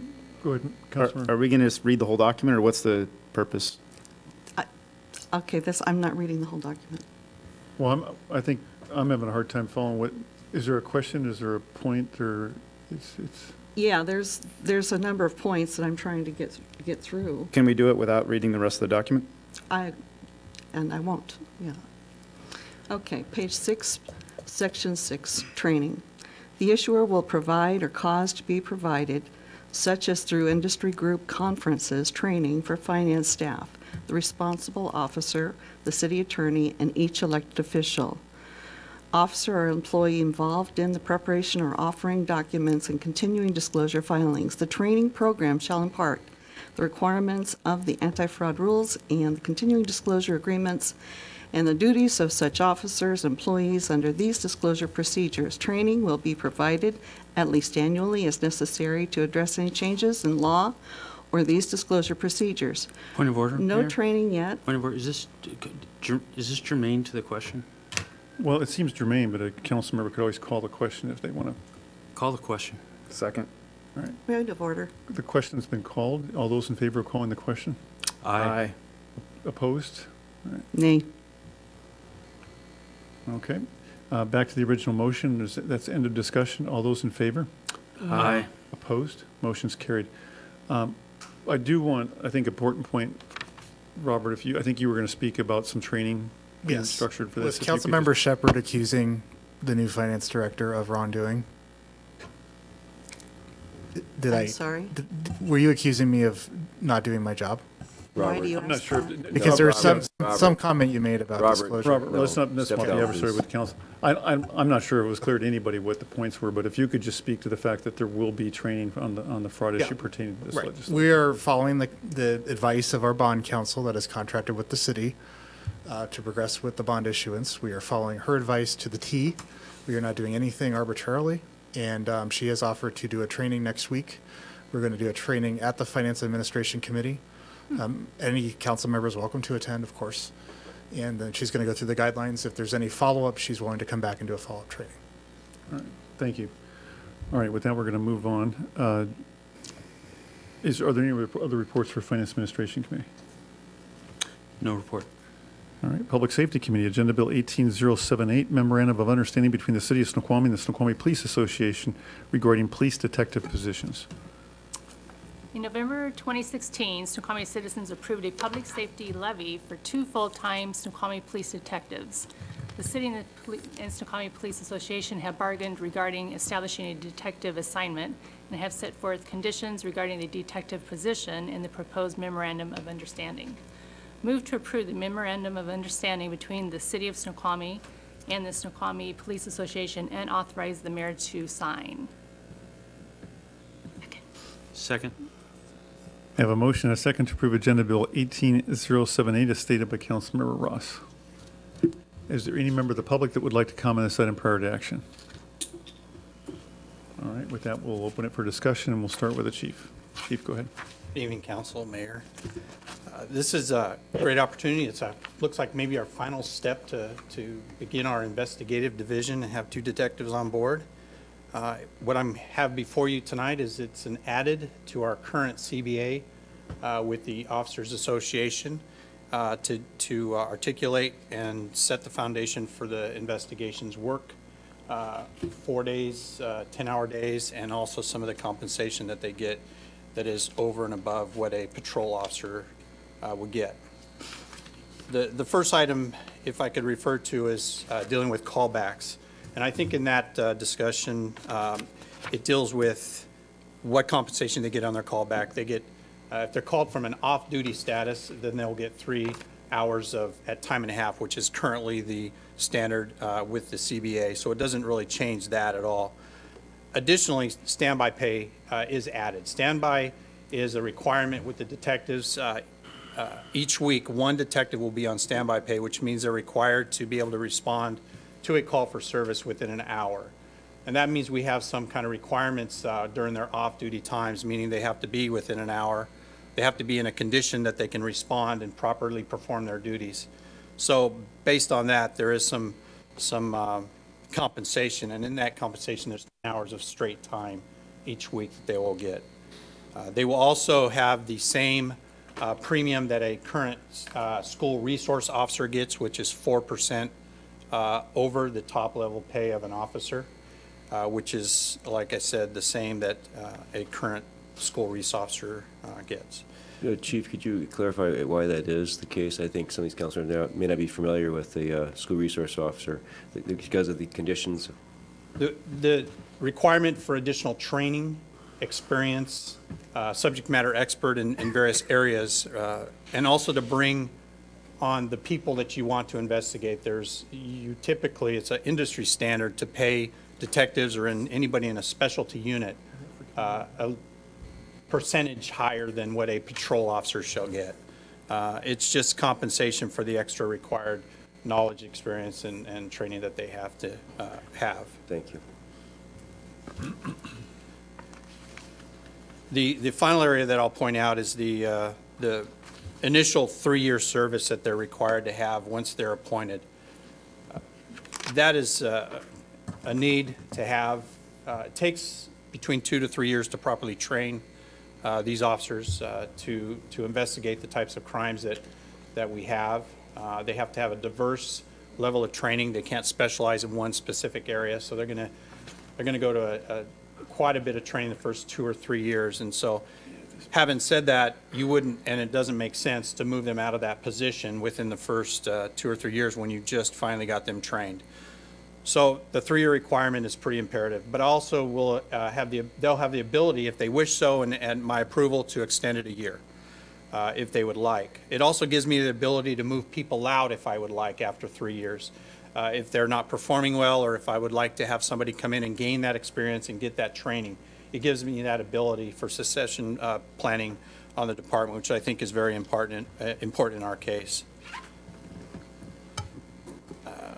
Does that give you some cross-training too, Chief? So if one of your detectives is out sick, and I mean, let's say we're 8 years down the road, you got some officers you could fall back on in a... Well, that's kind of what I was talking about, succession planning. It helps us mentor others. It's not just going to develop the investigations, the 2 detectives. It's going to develop the patrol officers themselves. They're going to be learning by watching and seeing and watching how they're doing it and what they do and who they contact.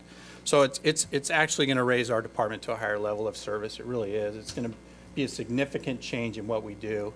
And I think in an upcoming council, I will be coming forward with the 2 new detectives and introducing them. And I will also be talking a little bit about the difference that it's going to change in our way we do police work in this community and the efficiencies that it's going to allow us to have. That's it. Councilmember Sumwell and Councilmember Ross. So I assume that these detectives will represent North Bend crime as well. That's currently in negotiations. Being discussed with North Bend. So I guess that I guess maybe I'll answer my own question then. So obviously, the contract we have in place with North Bend does not contemplate detective work. That's true. We're not collecting money from that to perform that task. So is it reasonable to assume that until that is worked into a contract, and I know we're starting to think about renegotiations for the next contract cycle, that those resources would not be used in North Bend until there was some sort of agreement or to fund those? That is correct. Okay. Councilmember Ross, and I'm sorry, Councilmember Ross, I should have turned it to you first as the chair of that committee. Thank you. Can we scroll the memorandum of understanding up to page 2 to 6 point, yeah. So 6.1.1 was added under section 6.1. And this was, so it's added for the detectives, but we should do is change, it only talks about all employees, and it should actually mention detectives in that. Otherwise, this statement would apply to all employees. I agree. This is to add based on detectives, so this is solely for the detectives.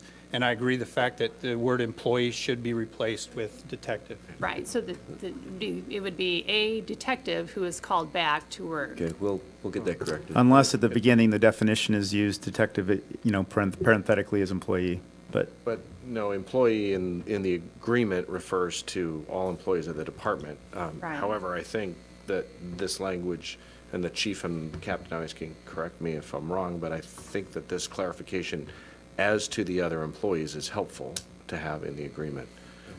So I think it's to the city's benefit right. to have it more broadly stated than even just the detectives.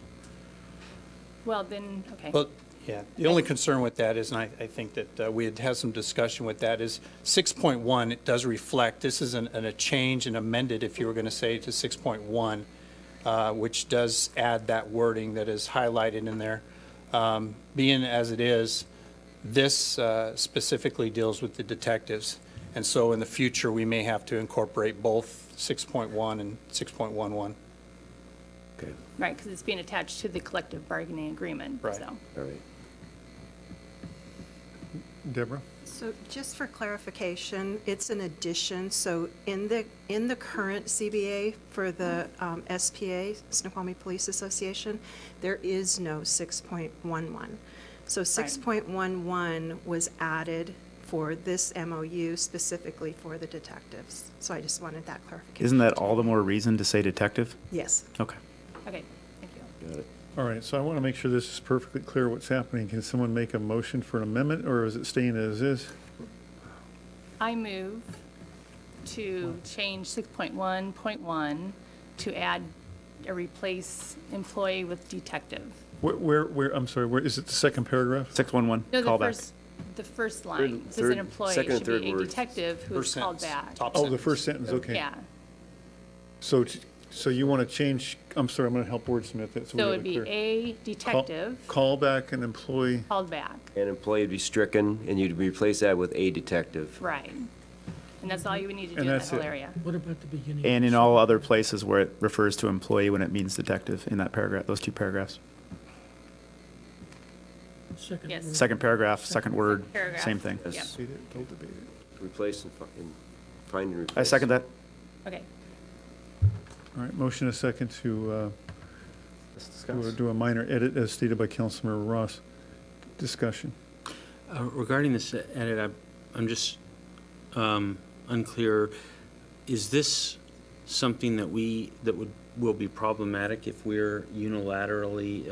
Is this I have the understanding this is a negotiated document with a union, and is this going to cause a problem if we unilaterally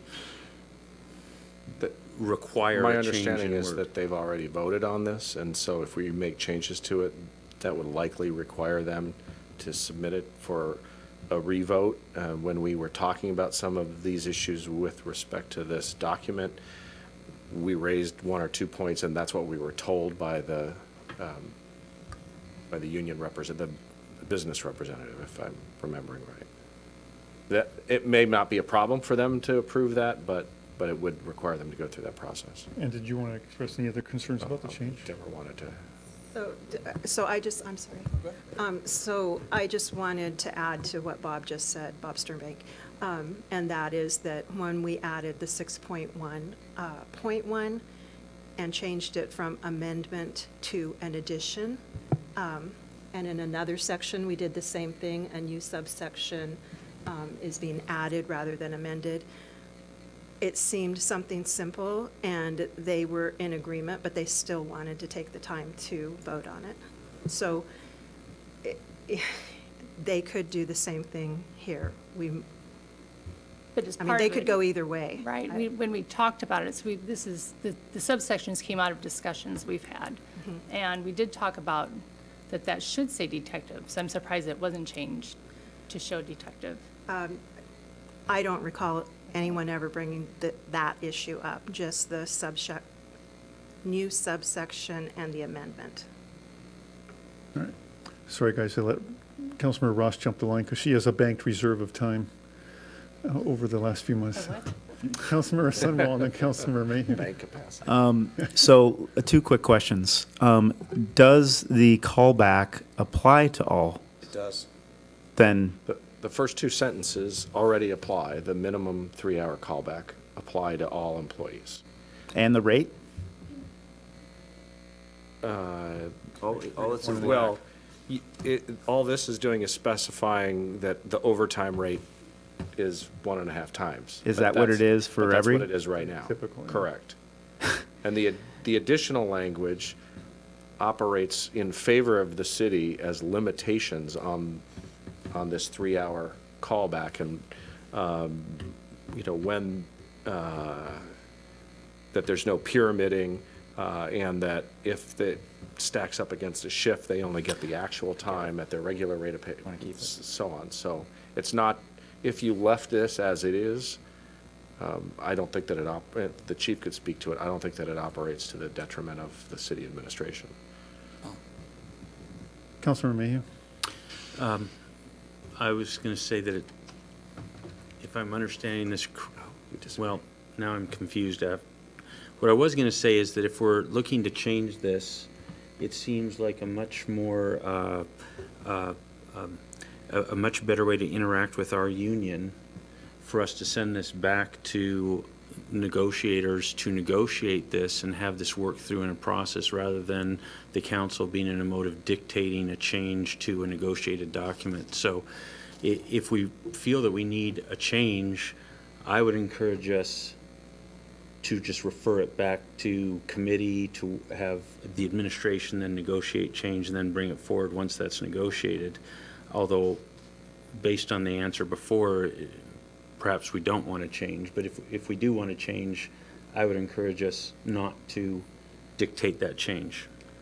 Well, either party's always dictating a change. You could, I mean, if you feel strong about the change, then you could approve it tonight and hope that they say, yeah, that's fine, and approve it, and then it's done. You got to be clear that the council's not a party to the negotiation, and I think it might be a bad position for us to be in, having the council dictate. Getting in the wordsmithing of a. Right, we normally, that's handled by the administration, and we approve a final contract that's been negotiated in good faith. This could be deemed the council not acting in good faith with the union. I'd hate to get into a discussion like that or have ruffled feathers when we just heard it's going to have to go back through them to vote on anyway.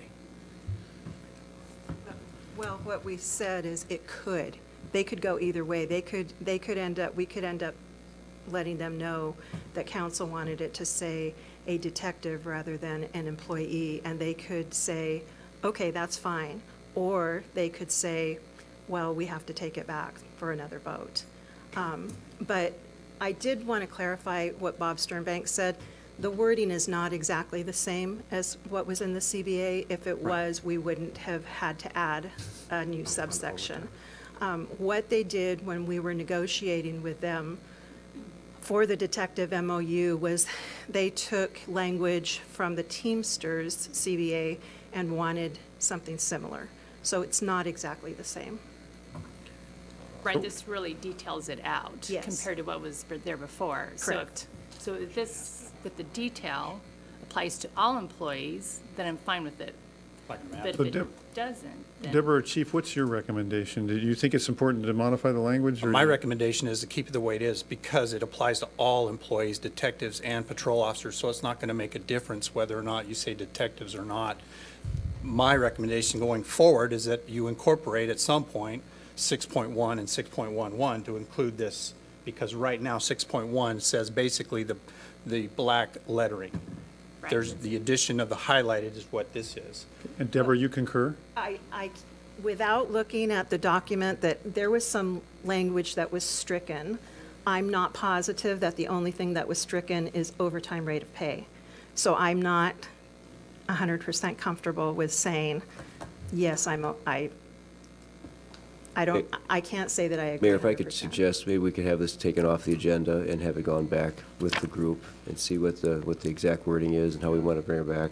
Motion to refer this back to committee for further review. Second. Second. Okay, motion and a second to refer this back to committee. All in favor? Aye. Opposed? Motion's carried. All right. Is that going to kill you, Chief, to wait another 2 weeks, or? Don't ask. I just want to make sure we have any other suggestions of council members, anybody that's seen a little tweak or a word change, please get it in now so we can get this thing wrapped up and done. I mean, we like to have the staff on the same page, but I don't know that they were aware that This will hit committee one more time before. Yeah. But, yeah, we shouldn't be dealing with a word change though. We're at a council meeting. We need a little advance warning on that so we can get on the same page and make a recommendation to the council.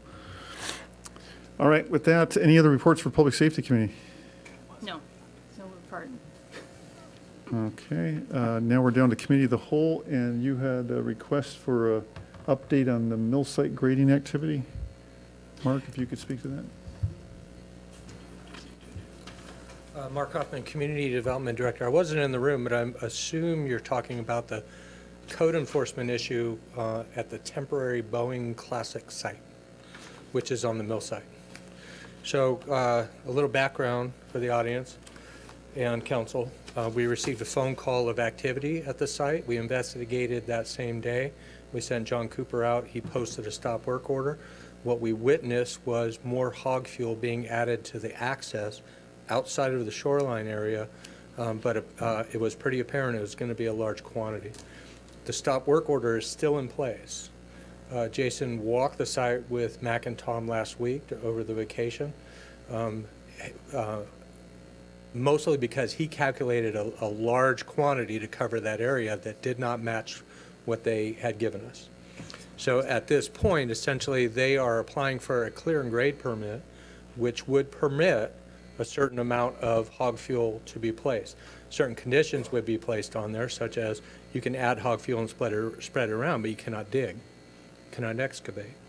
And you need to get the quantity right. In order to do that, they're going to submit a SEPA environmental checklist. We're going to review that, and we're going to do environmental review based on what is in that checklist. The hopes are that they get all those materials in as directed in a timely fashion, because the stop work order will be in place until they have the proper permits, regardless of whether Boeing Classic needs that spot or not. We think they can achieve that, and that would close the code enforcement issue. Can I ask Councilor Mayhew. question? So, city attorney, stop me if I'm trying not to step into something specific that isn't a council matter, but just on the general topic of individuals who violate our code. And are there remedies in our code, such as remedies beyond just a stop work order? And if this is a repeat event, I guess my question is, are we looking to those remedies? For example, are there fines, things like that? And I just want to ensure that, or I guess I'm asking whether we are appropriately following up with all remedies for action that's taken in violation of our code. Are you asking me? I am. The remedy is to obtain permits. So the stop work order provides the opportunity for no further impact while they obtain permits. If by code they are unable to get the proper permits, they will have to restore the site. And that's, I'll be specific to this occasion because it's not a lot of other things. There are other code provisions dealing with building permits And if there's a specific violation to that, they're charged 1.5 times or double fees in some cases. This is not that. So the assumption is that they will submit the right materials, we'll review it, and if permits are obtained under existing code, that is the remedy. Councilor Sol. It seems to me that that's a somewhat weak approach to things. That seems like a don't ask permission, ask for forgiveness approach. And maybe that worked for kind of small town Snoqualmie. I'm just wondering, if we need to revisit the code so that there are disincentives other than getting caught and having to maybe slow down. Because I don't know if, I'm trying to remember his name. Yeah. Oh, no, I'm the gentleman, the submarine guy, Wayne. I'm sorry, if members of the public could please refrain from comment. Yeah, if we could, if that hadn't been spotted, there's no reason to believe it wouldn't still be going on. And so I just feel like, and this is just a general topic, and I don't, Bob, if this is a problem, but we may want to consider putting in some fines for people who borderline abuse this kind of nice guy approach that because I know there's some other things that we're pursuing that we've discussed in that executive session where we may not be so benevolent in our approach to the restoration of things. I'll refer that to our city attorney, not being an attorney. Not me, Is there any reason why we can't put... The council could amend the code to provide for penalties for clear and grade violations that, off the top of my head, I don't recall that there is a provision in there for monetary penalties, as there are in other sections of the code. Mark mentioned one related to building permit fees. There's another for illegal tree cutting, which this is not that. So you could do that. That would be a referral to the Planning Commission. Okay. That's a development regulation that comes through the Planning Commission, like the code cleanup that came to you last meeting. Okay. Councilor Mayhew and then Councilor Shepherd. So, just still digesting that last answer. So without getting to motivations, if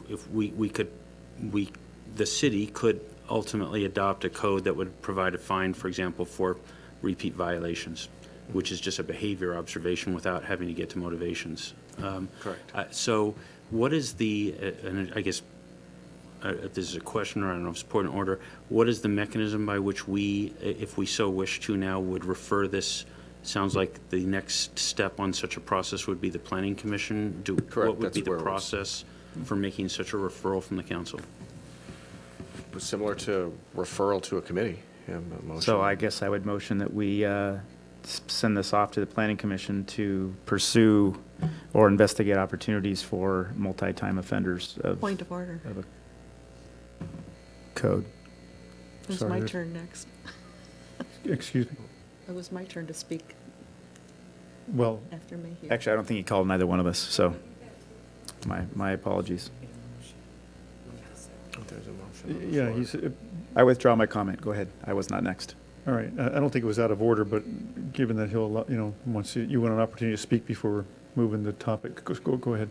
Yeah. I was just going to say the same comment as Councilmember Mayhew. Repeat offender, this is really something that was really difficult for the community to palate, and I would really like to see us look pretty strongly at repeat offenders of this type. I think this is really pretty egregious, especially when you can't be there all the time. And so we happen to have somebody that happens to be there, so what else is going on? That was the only thing I had to say. I'll just make the point and someone else reminding me if you've done your reading up on Ann McFarland's or Robert Rules of Order, but there's numerous times when like Ann's Big Dinosaur, Little Dinosaur, where conversation is suddenly abruptly interrupted by someone making a sub-motion or an amendment to a motion that sort of suddenly moves to dialogue. So I don't believe Councilmember Sunwell was out of order. Maybe you feel like you were cut off, but I appreciate that he gave you an opportunity to talk. Councilmember Sunwell. Could members of the public please refrain from speaking? So I make a motion to refer this issue to the Planning Commission to take up, to research opportunities that we have to amend the code to look at ways to potentially penalize those who violate our code multiple times. Second. Motion and a second is stated by Councilmember Sunwell. Any further discussion? All those in favor? Aye. All those opposed? Motion is carried. Point of order on that, Mayor? Yes, sir. So is it Jody's responsibility to notify the planning commission that they need to take that up? Well, that would be probably Mr. Hoffman, right? Mr. Hoffman. All right. Jody's making notes. It'll be We've got it. captured in the We've got minutes. it. and- Just in case he forgets. Just in case. I won't guarantee how it fits into the mix of items, but we'll begin that conversation. Just before Well, the next violation would be great. And we always have an executive staff meeting Tuesday morning after the council meeting, review all these action items and make sure it's all being followed up on, so thank you. All right, we have two other questions or items for the council and our committee of the whole, that kind of self-contradictory. One is, should we have an extra meeting on July 30th to continue objectives and goals, given the pace at which we're going? Might need extra time. That's the fifth Monday of the month. And the second is, and this was per request of the council last August, of which there are not a lot of folks here anymore, that we bring back the question of whether you want to cancel the second meeting in August. So it doesn't make much sense to add an extra meeting and then cancel a regular meeting, but so let's take the August one first. You want to just swat that one away? I don't know that there's much interest in canceling an August meeting, or Councilmember Mayhew? My memory's a little fuzzy, but my recollection from F&A committee, there was some specific problem with that date in August. Maybe I'm remembering I think the problem is there's just a lot of council members and staff going off on vacations, and it's just hard to keep everybody focused on business that time of year. So I think the thought here was that the special meeting would have one and only one purpose, as Yes. opposed to So it's a not regular just, meeting. right, which so would just have- being the 2 hours, you could devote a full 4 or 5 hours to the. Right. And we even talked about going 4. Yes. On that one too, going from 5 to 9-ish. Till we're done. Yeah, or at least like 5 to 9, yeah. In which August meeting? Second. The second meeting in August. Last Monday before school starts. Oh, okay. Which would be. Well, sort of. The 20th, August 20th. It shouldn't be, Mayor, actually. It should be later in August, I believe. Fourth Monday. Oh, I'm sorry, August 27th, thank you. That's the 20th. That's the is day third before Monday. school starts, I believe.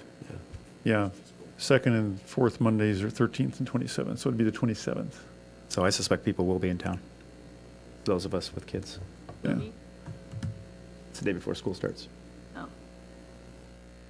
Which applies to nobody here. Staff will just plan on having the meetings in August. Okay. Yeah, okay. And so so if there's no objection, we're not going to cancel a second meeting in August. Back to July 30th, does the council want to commit to doing a 4-hour goals and objectives meeting on the 30th, the fifth Monday of the month? I think we do, because I think we want to get as much of our goals, the objectives clarified, so that can get into the budget cycle. We're going to get through it. We've got to knock it out, yeah. Be nice to get All it right, done. I don't see any objections, so we'll plan to schedule a meeting and notice a meeting for July 30th then. We tend to start about 5 o'clock again. Yeah, it'll be a 5 to 9 with dinner. Dinner at 4:15 or so. Okay? Mayor. And that's on the, yeah. I don't know who had their hand up first. Councilmember Sano. So I just wanted to let people know there might be a couple Chelseas in the audience who'd be interested in coming. But I've asked that the all-inclusive park be added to the Parks and Public Works agenda for this coming Monday.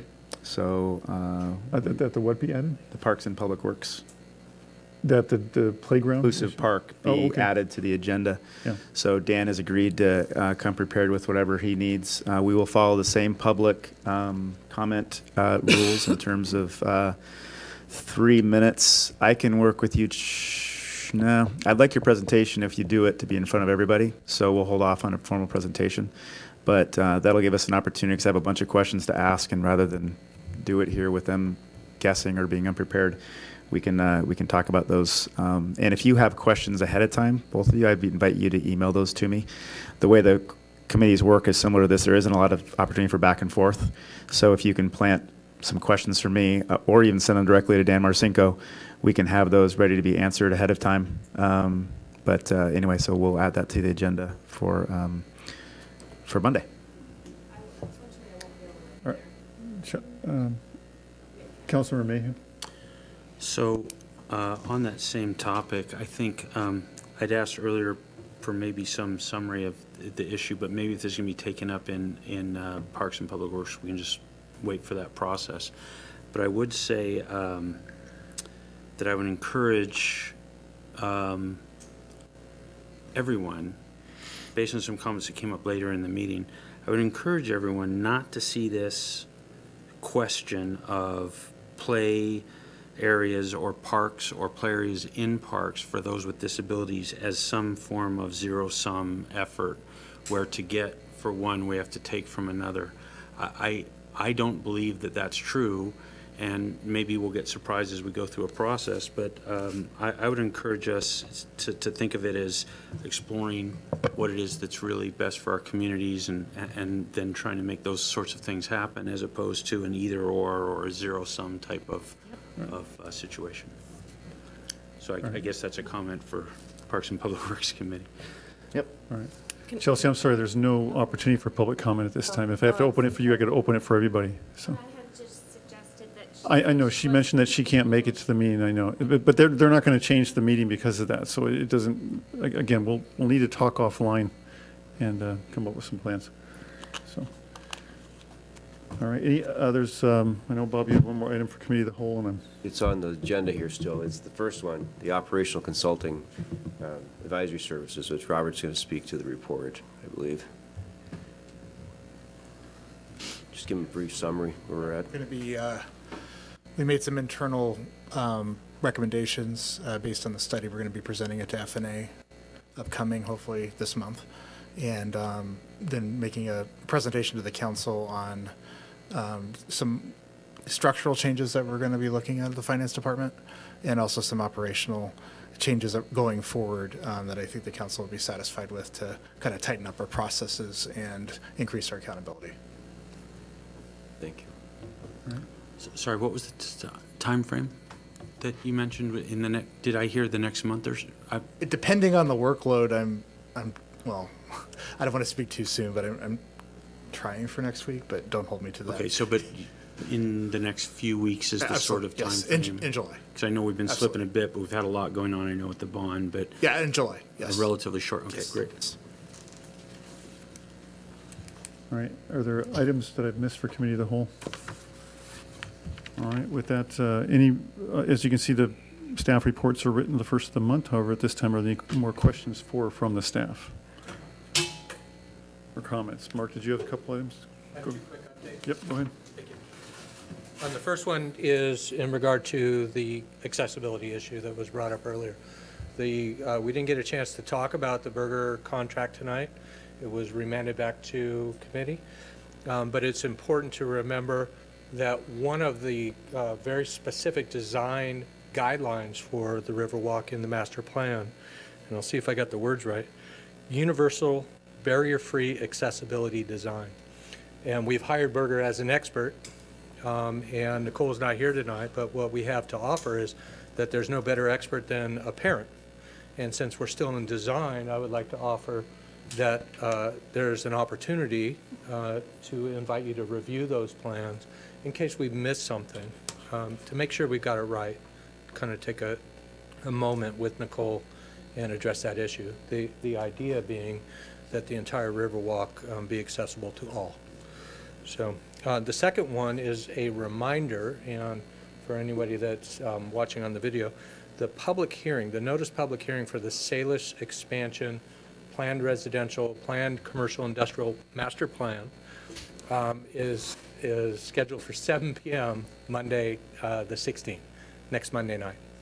It's at the Planning Commission, and it's all set up, but it's important to remind the City Council that it is quasi-judicial, but you will, there's a possibility you will hear about it, but be reminded that after the public hearing, probably going into August 6th, the Planning Commission will hold a special meeting on the 25th, hopefully form a recommendation August 6th, and once they do, the entire record and that recommendation will be forwarded to City Council.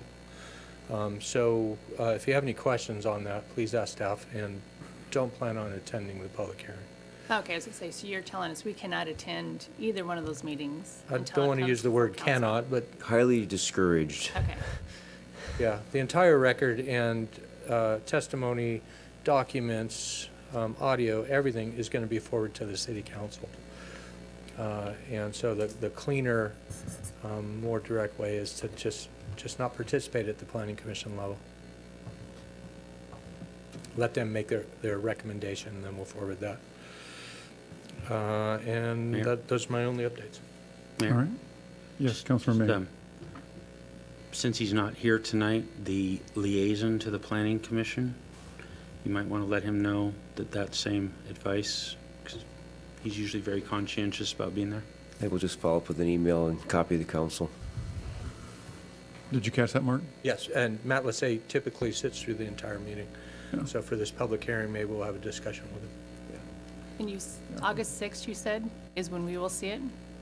The current estimate is that we will begin deliberation and specific discussion among the Planning Commission at a special meeting on July 25th. So the hope is that the public hearing is over by then. If so, one of the questions we asked the Planning Commission is, now you have all the information, how long do you think, given that we have a certain time period to review the application and get it to City Council, how long do you need? So we'll have an understanding of that on July 25th. But it's a lot of material, and the recommendation is important. So we've reserved August 6th at Planning Commission as a carryover to make sure that the applicant and public are aware of it and have an opportunity to no longer comment necessarily, but observe at least. That quite possibly could carry into further into August, at which point we run up against our 120-day review limit, but that could be extended with agreement of the applicant. So I'd rather not get into that until we have to later in August, because the reason that's important is whenever we forward that to City Council, you're not limited by the 120 days if they agree with us and voluntarily extend it. So we'll approach that later. And then it's anybody's guess how long City Council would need to review it and take action. Planning Commission's only a recommendation. City Council is the final decision. All right, Chief, go ahead. I want to take a moment to acknowledge two police department employees. The first one is Captain Nick Almquist. Recently received his bachelor's degree in criminal justice and leadership. I just want to acknowledge that. Commendable because you still do all the work that he does, and his work performance did not go down, but he still continued to educate himself and make himself better, so it's highly commendable. The second employee is Kim Stonebreaker. Many of you know the kind of relationship she has with the youth in this community and as North Bend as well. And she was recently had the opportunity to be involved in Mike Rowe if you're familiar with Mike Rowe, he had the Dirty Job show, and now he does something that's something called Giving Back, and he surprises people, just normal people that are doing great things in the community. And he did so for Trail Youth and Kristen Saray, who does that, but Kim had the opportunity to be involved in that and be interviewed by Mike, and I just think that's highly commendable that she was recognized for really being involved in the youth and doing great things out there. So I just want to commend both of them. Yeah, that was great. Thank you, Chief.